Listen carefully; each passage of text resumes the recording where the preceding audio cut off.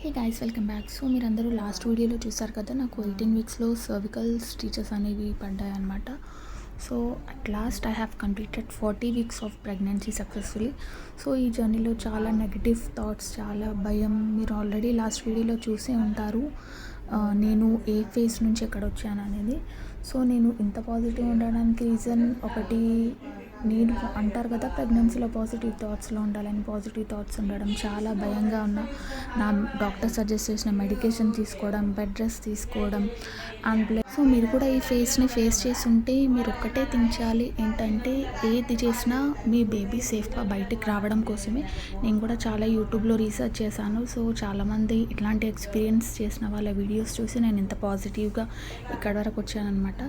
ఒక YouTuber video చూసాను, తను అన్నది, నా ఫస్ట్ ప్రెగ్నెన్సీ మిస్క్యారేజ్ అయింది. సో సెకండ్ ప్రెగ్నెన్సీలో ఇన్ని మెడికేషన్స్ ఇస్తుంటే ఓకే, నాకు ఇంత మంచి మెడికేషన్స్ ఇస్తున్నారు ఎందుకంటే నా బేబీ సేఫ్గా ఉండడానికి.